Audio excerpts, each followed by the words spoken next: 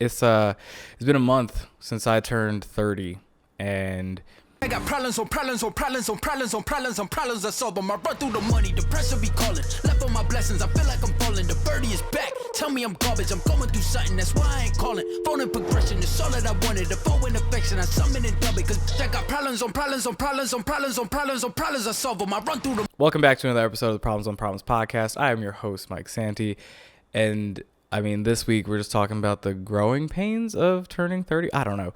Anybody that's older than this, you're already rolling your eyes. But anybody else that's, let's just call it anybody who hasn't turned 30 yet. And really for my millennials, that 30 is looking at you real hot and heavy. I don't know how I like that, but we're going to move on. Being a month in turning 30, I will tell you, I would like to say not much has changed, but apparently my body is decomposing at an exponential rate.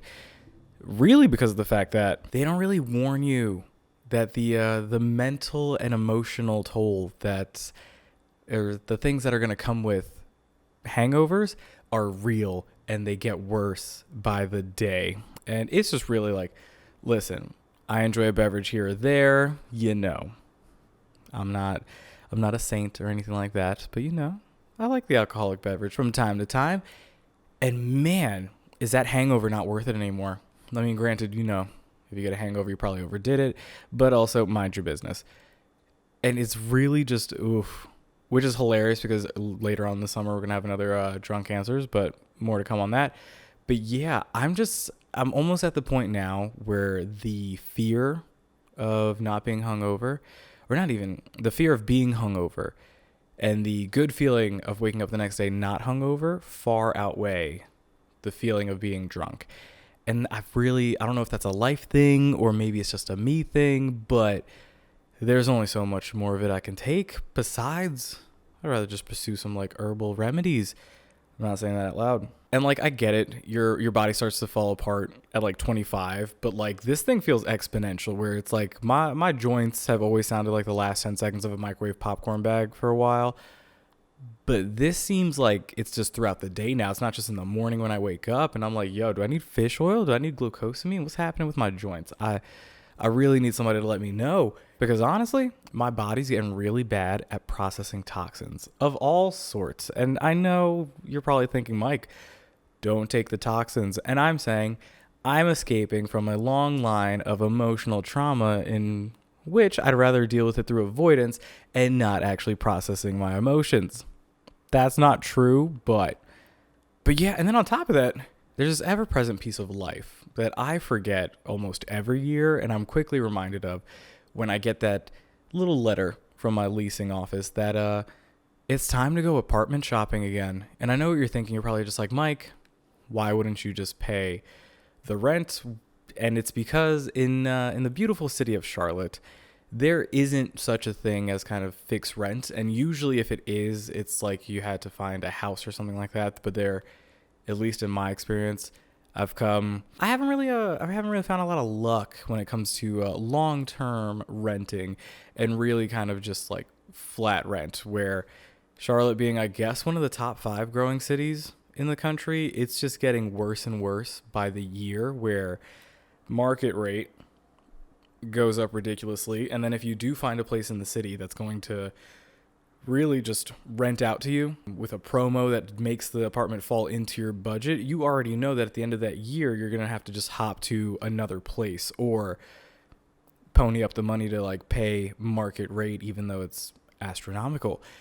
And it's really just getting to the point now where my tours are my tours are significantly shorter now, because I don't care about you showing me the gym. I don't really care about you showing me the pool. I've already seen it online kind of thing. I just want to make sure that the apartment works for me now, which earlier it was hey, does it work and does it have amazing views? And if the answer to that is all yes, great, let's sign the lease, do whatever. Now, I walked into an apartment today, saw it for 25 minutes, even though I'd been stalking it online for the last God knows how many months. And I was just like, you know what? It's not the newest place. It's not anything like that, but it does work for me. And it works for me for a very specific reason, but we'll talk about that as we get closer to the date. On top of that, I mean, let's really talk about like the biggest scam that there is right now, and it's the Charlotte housing market. And that's, oh gosh. I apologize to all guests coming out soon. The idea of the millennial housing market where banks will tell you that, hey, you don't qualify for a mortgage that would give you a house that you would pay $800 for a month. And yet somehow they still think you're okay to rent out an apartment that would cost you $1,200 to $1,800 a month. Make it make sense, guys. Let me know what's going on. Actually, you know what? If enough of you let me know, I'll have a real estate agent on. And even then, I'll have maybe even a loan officer on. Make this educational for you guys. Probably not. It's still going to be ridiculousness and tomfoolery. But it's just, it's a crapshoot out here where the longer I rent in Charlotte and like live in the city, the closer I am to just like becoming insane and saying like, screw it. I'm going to move like way out into the sticks, commute in every day, and then I'll have a new set of problems with who really knows. I guess more to come on that, but I think the apartment that I found should bring some new stuff to Problems on Problems, and hopefully that comes to fruition pretty soon, because I'm going to need some votes from you guys. But then along with being 30, you kind of just you do weird things. And by weird things, I'm not going to say not weird. Actually, no, I am weird.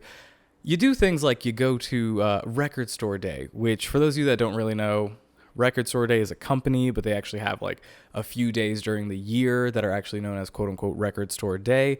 It is where indie record stores throughout the country will get limited releases on certain records or certain albums. They'll get kind of special releases, things like that. And so what better way to enjoy being 30 than to go out and camp out or show up early and wait in line for hours for your chance, not even a guarantee, your chance to buy these records. And you know what? I did it. And honestly, it's not that bad. I learned a couple things, this one being my first year ever doing it in Charlotte. And I mean, number one, you got to go with a group. It's just, if you're just there alone, it's going to be miserable. What are you going to do? Just listen to, I guess, music on your phone the whole time while you wait in line, or make friends with strangers. I mean, you could do both. It's fine. You're your own human being. But while I get completely sidetracked, so I went there. I mean, rule number one, make sure you're going with a group. Rule number two, if you're going to go there really early, make sure you bring chairs, because nobody likes to stand in line for that long. And plus, it's almost always like, I don't know if you guys are aware of this, but indie record stores are not like in the most pristine locations, in the sense it's like, I don't know if you want to sit right on that ground. Like, it's not going to be clean. Neither is any other piece of ground that's attached to any parking lot ever. But think about it.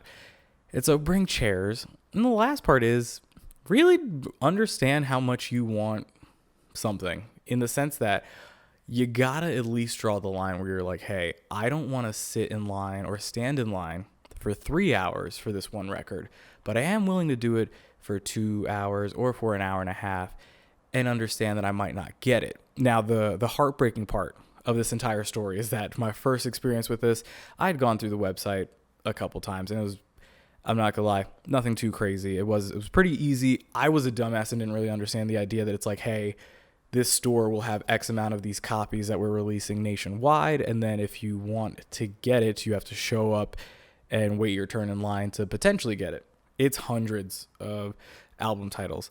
And so I had a list of like 5, and the closer and closer I got to the door, aka the longer I waited in line, that list started to dwindle down a lot, until the point where I just came out with 3. So I ended up getting Al Green's Give Me More Love, the pink edition. I ended up getting Notorious B.I.G.'s Biggie Duets, the final chapter. And then I ended up getting Jeezy's Thug Motivation, the collection.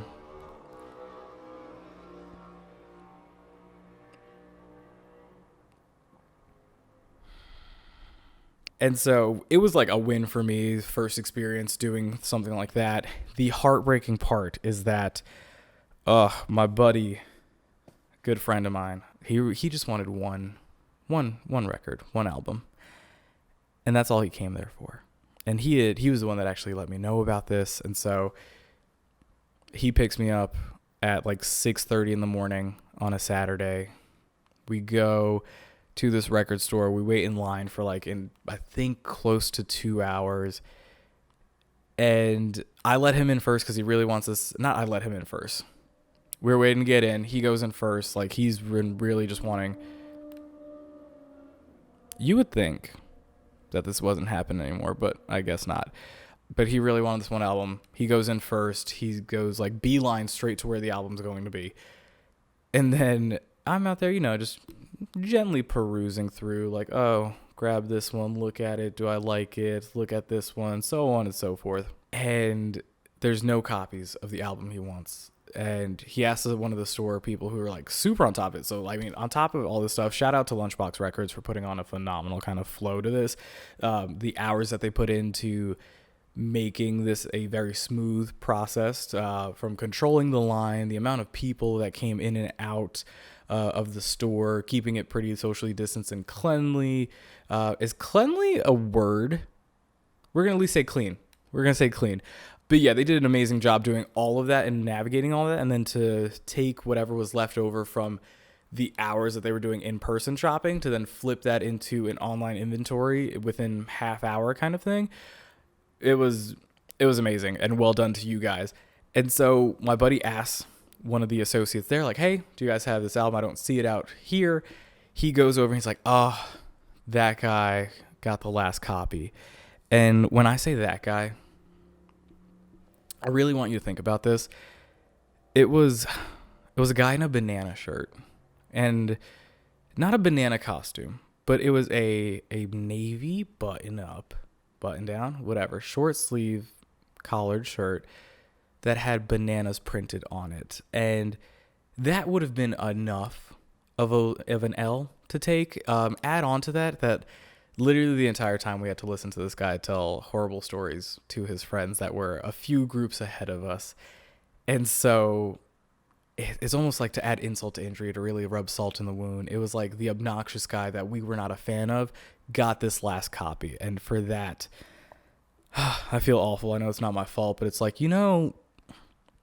I bet you it's the same feeling people get when they watch these episodes where they're like, yeah, that guy's not that funny. I don't know why people would like pay attention to him or watch him. And yet somehow, I don't know, 15 to 20 of you keep coming back. But yeah, it was heartbreaking. I feel bad. If I could get the album, I would, but I cannot. And the last part about like turning 30, at least that I experienced in this month, is that the amount of Shaths I've taken, I don't think you guys actually know what that is. I'm going to come up with a different word, but so far it's a Shath. But the amount of those that I've taken in this month of being 30 is, I might need to see a doctor. And for those of you that don't know what a Shath is what I call a shower bath, which, disclosure, if you don't live in an apartment, or if you live in an apartment in which you pay like your own water bill instead of like some collective water bill like they do in a lot of buildings down here, don't do this. Like, it's going to be expensive. It's not worth it. But if you do have a shared water bill with your entire building, fuck it. No one's ever going to find out. And a Shath is really, all you do, turn the shower on. And if you have a tub, really, if you don't even have a tub, doesn't matter. Just sit in the shower and let the water just run over you as you sit down and don't have to use your legs. I'm such a lazy piece. But yeah, there's something very rewarding about a Shath to me, except for its name. And I've taken so many of those before. Now I get it. Most of you guys are like, oh, why don't you just take a bath? I don't like stagnant water at all. Like, it messes with me. Like, why do I want to stew in my own mic broth? Also don't like how that sounds. And I never want to say that again. But yeah, stagnant water is not really my thing. So a Shath it is. And honestly, nothing feels better hungover than a Shath. Yeah. The time that I said I was going to get canceled, this might be another one of those.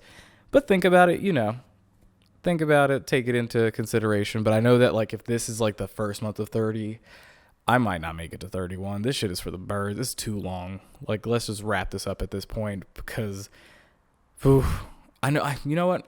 On the other side of that, though, I get why people start getting super healthy when they're like in their 30s and 40s, because you're like, oh, I did all the destruction to my body. Now I need to like make sure I at least make it to like my kids' birthdays and things like that. I don't have any kids yet, so we'll see if that changes. Not the kids part. We'll see if me getting healthy changes. I know we talked about thick Mike and like I have been losing weight, but not at the rate that I want. All that rambling to say, 30's been quite the shit show for the first month, and we'll see kind of what comes in month 2. But with that, we'll take a break.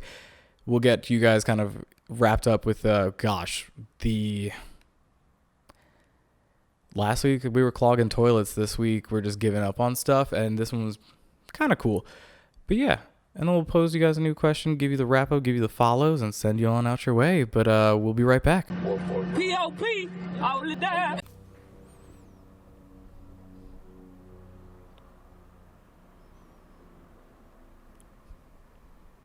Well, now that the helicopter's gone, and we're back with the Great Debate.